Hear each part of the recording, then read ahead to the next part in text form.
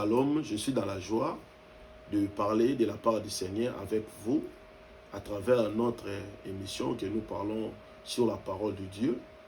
C'est votre humble serviteur, le révérend pasteur Osoba Josué, et les représentants légaux de l'église de la résurrection à Kinshasa, précisément à Barumu.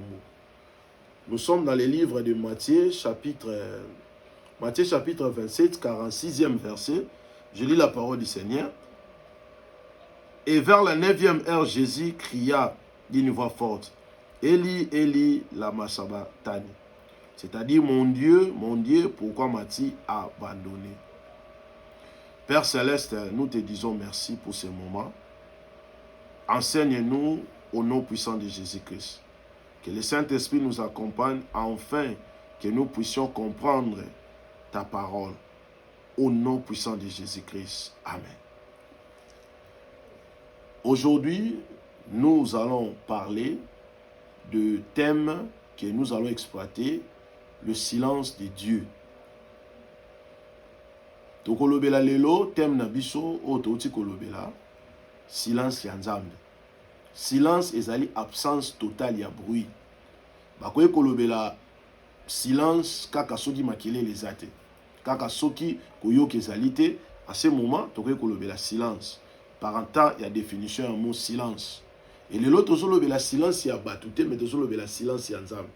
Silence, il y a batouté, c'est différent au nzambe. Batou bakoye ko vanda kimia po bazana eloko ko lobate.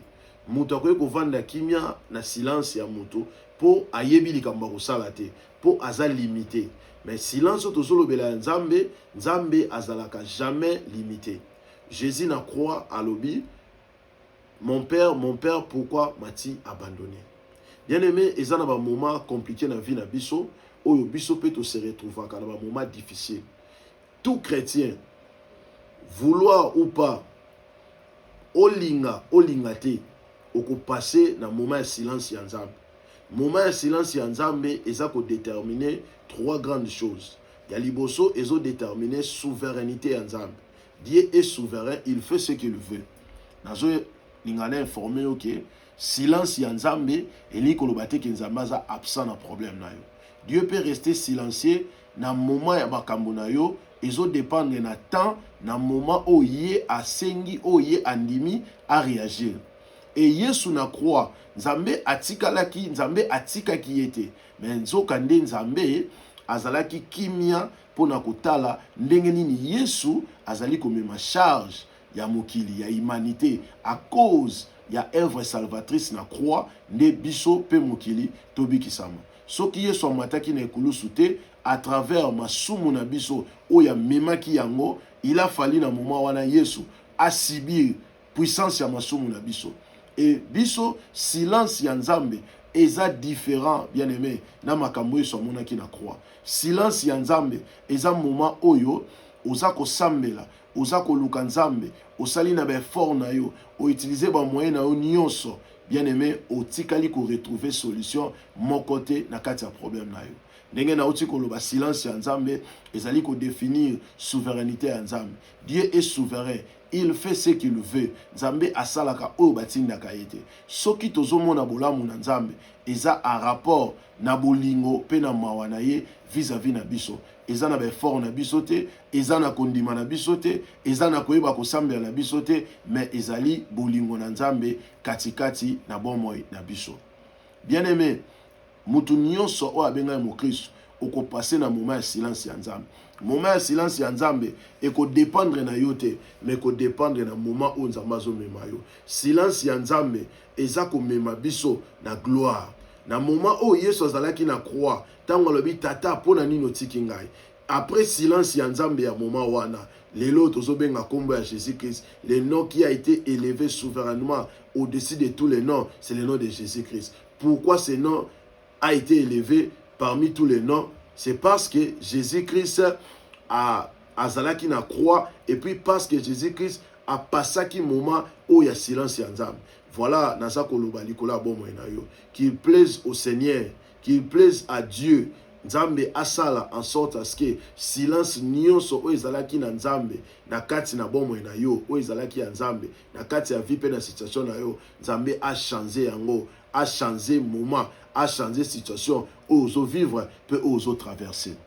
Voilà, Bible Zakotali Sabiso, Sophonie chapitre 3, 17e verset. La Bible dit ceci: l'Éternel garde le silence, c'est par son amour. Le silence de Dieu est interprété aussi vis-à-vis de l'amour de Dieu en nous. Silence ya Nzambe, yango wana nde ezali bolingo na Nzambe katikati na bomoi na biso. Soki Nzambe alingi yo, akotikala pe na silence.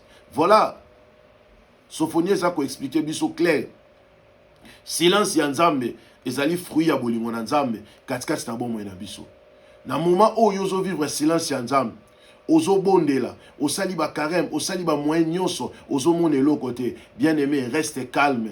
Zala na confiance na Nzambe, ko perdre foi te, ko perdre elikia te. Eza moment oyo Nzambe aza na kati na bolingo na kati na bomoi na yo. Que personne te trompe, que Nzambe atiki yo. Même pas tes propres pensées et tromper yo te. Pour Nzambe na biso azali oyo, Bible zoloba na biso, c'est un Dieu. Dans les psaumes 46, la Bible dit ceci: il est un secours qui ne manque jamais dans la détresse.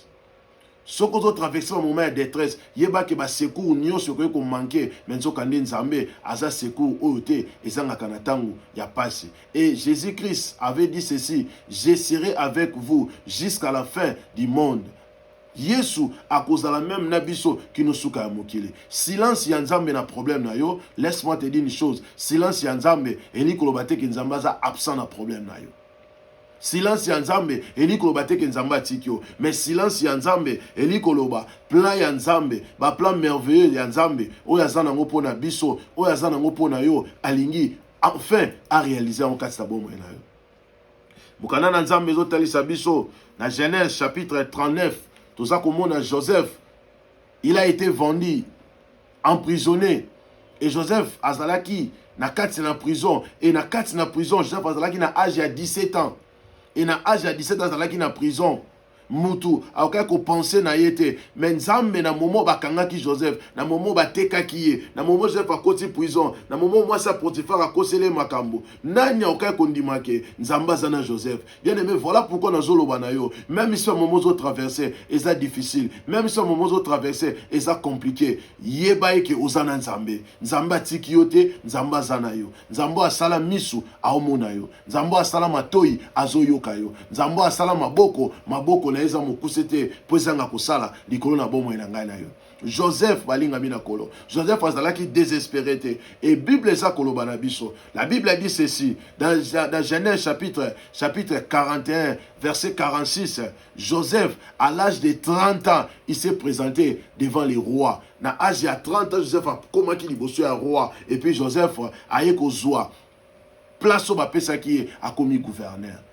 Na moment nyonso wana 13 ans Joseph azalaki na kati ya prison, Nzamba azalaki wapi, Nzamba azalaki na ye, mais Nzamba agardaki silence na ye. Silence ya Nzambe eza po emema na ba plan moko merveilleux. Silence na Nzambe eza po accomplir destin na kati ya bomo na yo. Voilà, il y a des moments où Nzamba lingaka ko loba te, makambo azo linga sala, alingaka a surprendre yo. Eza pe na moment où Nzambe asalaka au-delà imagination na biso. Voilà pourquoi Nzambe aza muto ya mokilité. La Bible dit les pensées de l'Éternel ne sont pas comme nos pensées. Nzambe akanisaka te lokola biso. Makanisi na Nzambe na oya biso ekoki kokokana te. Silence ya Nzambe okopase yango na vie na yo. Olingo linga te. Tant que oza mo Kristo, eza na moment o Nzambe akotikala na silence. Lokola na moment ya Joseph. Nzambe atikalaki na silence. Et silence wana ezalaki te po eboma Joseph, mais ezalaki po ememela Joseph ba plan o Nzambe abongisi na bomo na ye. Qu'il plaise au Seigneur na moment oyo tika eke Nzambe à cause ya silence na ye oya vandaki mais liloba na ye et accompagner yo ke Nzambe asala ke afungolela ba porte, afungolela yo lisusu. La Bible dit ceci dans Luc chapitre 1 verset 31, rien n'est impossible à Dieu. Et laisse que Dieu a réalisé ba grande chose na kati ya bomo na yo pour epai na ye nyonso ekosalama.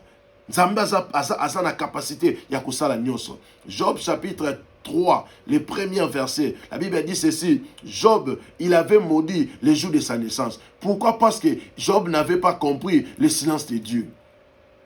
Dans le moment où Job a compris qu'il était silence ya Nzambe, Job a lakeli mukolo botama ki mabe. Alors, le jour où Job n'a pas maki et là qui la mamabe. Pourquoi? Parce que Job a compris que silence yanzambe était. Voilà pourquoi, bien aimé, il faut comprendre que silence yanzambe est pour aider yo au matin de gloire à gloire, de succès en succès, de réussite à réussite, d'élévation à élévation. Et dans Job chapitre 42, premier, deuxième verset, la Bible dit ceci: Job avait compris.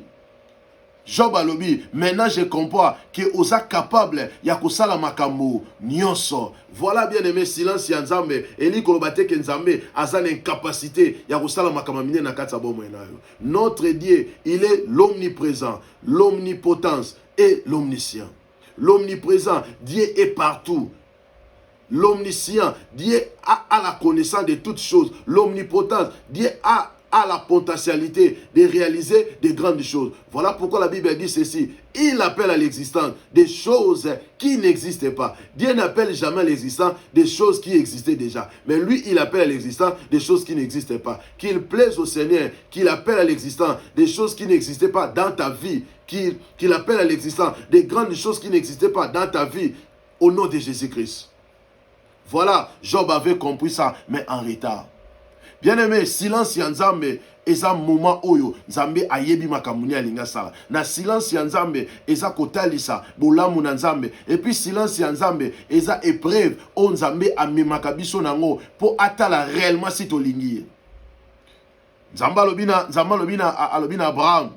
Dans Genèse chapitre 22, premier, deuxième verset. Nzambe alobina Abraham, pesanga mwana na yo ya mobali oyo lingaka penza. Alobi na Abraham bongo, pourquoi? Parce qu'Abraham na moment wana azalaki na Ismaël, azalaki na Isaac. Soka lobi neka pesanga mwana, Abraham alinga pesa Ismaël. Pour nzamba yebi bien que Abraham alingaka Ismaël koleka, alingaka Isaac koleka Ismaël. Voilà pourquoi nzamba sengi pesanga Isaac olingaka makasi. Et à ce moment Dieu te demande o pesa motema na yo. Pesa nzambe tout ton cœur, toutes tes pensées, pesa yango pa ina nzambe.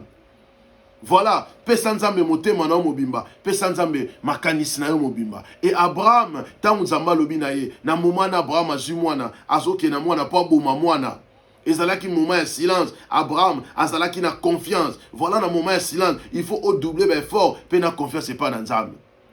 Et dans verset 3, Zambalobi na Abraham, maintenant Abraham na moni ki olinginga, oza capable ya kosala ngai nyonso koboma lisu mwana te. Mais Abraham avait compris secret ya silence ya Nzambe, que na silence ya Nzambe, il faut ngana obéir kaka, il faut naza l'attacher na penser na Nzambe, na liloba na Nzambe.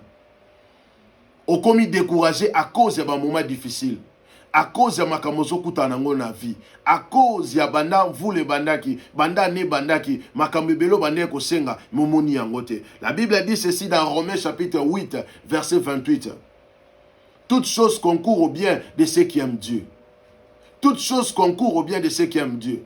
Même makamozo traversé wana eza nyonso ebongi malam na mutoyo aza epai na Nzambe. Bien aimé, kota la problème na yote, kota la grandeur à makamu na yote, mais ta la grandeur ya Nzambe. Na moment de silence na Nzambe, qu'est-ce qu'il faut faire? Psaume chapitre 37, 7e verset. La Bible dit ceci: gardez silence devant l'Éternel et mets en lui toute ta confiance et il agira. Il faut garder pe silence. Dans le moment où Nzambe azana silence na ye, yo pe faut garder silence. Et silence non ko garder ezako la sa confiance na yo vis-à-vis na Nzambe. Israël pendant 430 ans, Israël bazala qui découragé était. Il priait toujours. Mais un jour, comme mukolo alelo, Nzambe alobi na Israël, alobaki na Moïse alobi, na moni kolela na bango, na yo ki passe na bango. Oyo bazo sala bango penga Nzambe na kiti. Et silence ya Nzambe amona pasi na yo, amona kolela, amona bozangi na yo, amona misère na yo, au nom puissant de Jésus-Christ. Kolo a accompagné yo. Maintenant je vais prier pour toi. Tendre Père, merci pour ce moment. Merci pour ta parole. Il est écrit dans ta parole que tout ce que nous allons demander au nom de Jésus-Christ nous sera accordé. Par le nom puissant de Jésus-Christ, je déclare, na minute nangonga oyo, toute personne oyo azala ki na ba problème à cause ya silence na Nzambe pe a comprendre te bolamu no et accompagner bango banzela efungwama pe o loboko na yo ezala likolo ya moko na moko au nom puissant de Jésus-Christ. Amen. Que le Seigneur vous bénisse. Abonnez-vous sur notre chaîne. Amen.